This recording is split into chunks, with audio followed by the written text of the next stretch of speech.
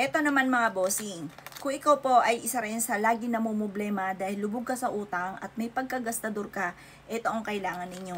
Yan. Meron din akong ganito mga bossing. Parang, hindi ito. Ito chamomile din po siya, nasa ilalim po nito. Yan.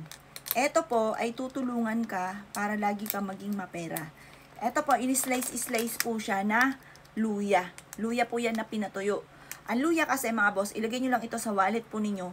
Ang dulot nito ay swerte. Tutulungan ka nito para hindi ka lagi naubusan ng pera. Yan, teka lang po, buksan ko lang. Yan, tutulungan ka nito. Yan, luyang-luya ang bango. Yan po mga boss. Flex po siya na luya. Tutulungan ka nito para lagi kang mapera, para hindi ka naubusan ng pera.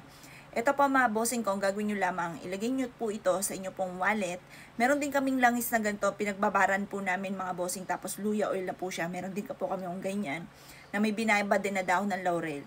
Kaya kung gusto nyo po na lagi kang mapera, makabayad ka sa utang, halimbawa ngayon marami kang utang, maglagay ka lamang po ng mga slice. Maganda kasi ito, pinatuyo na po namin. Meron na po kaming ganito na pinatuyo na. In-slice lang siya ng maliliit.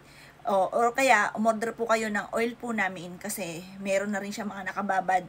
Ano yung luya oil. Pero kami luya oil, meron din kami na sarili kong gawa na berries na oil. Tapos nilalagyan pa nito kasi ang berries para sa kasaganahan.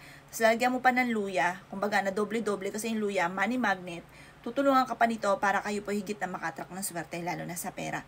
Tutulungan ka rin ito para hindi ka maging gastador. Pag-aralan nyo din mga bossing ko, yung hindi pagiging gastador. Kasi kahit gaano kalaking pera dumating sa inyo at may pagkagastador po kayo, kayo po ay parang magiging dadaan lang sa inyo po mga palad ang inyo pong pera. Kaya kailangan, ang isipin po natin ngayon, makamagnet tayo ng swerte sa pera, plus additional pa, matuto tayo na hindi maging gastador. Kaya kung ikay gastador din ang inyong anak, ang inyong karelasyon, turuan nyo nito ang aking tinuturo sa inyo. Or pwede kayo mag-avail po sa amin mga bossing. Or kaya po mga bossing, turuan nyo po ito. Sa isang kahit baby oil, langis ng nyog, magbabad ka ng luya, tapos ihahaplos nyo lamang po yun tuwing umaga. Magwi-wish ka ng mga magagandang salitain na ikaw ay swertihin. Or kaya kung laging minamalas ka, lubog ka sa utang, yung baby oil, babaran nyo po nito pong ating luya, kahit mag-slice ka ng mga kasi sa amin binilad pa sa sinag ng araw. Ngayon pa mga bossing, or kaya kahit fresh po yan, basta ibabad nyo po yan sa baby oil na ipang mamasahe. Masarap po yun yung sigurado kayo na may luya po siya. Ipang mamasahe po yan, ibang babad ka sa isang mangkok. Tapos ipang masahe nyo po yan, tanggal ang malas. At tutulungan ka pa rin yan para hindi ka maging gastador mga bossing. Ngayon pa mga boss, kung ikinaniniwala sa ganito, habang kayo ay naghahaplo sa palad ninyo, paulit-ulit ka nag-wish na magkaroon ka ng maraming pera, hindi ka mauusan ng pera, makamit nyo kung ano man ang inyong mga pinapangarap, ganun mga bossing ko ha. O siya mga boss, good luck po sa inyo po lahat. Ang bango-bango ng luya. Yan yung aroma po niya, yung bango po niyan, ang nag-a-attract ng swerte.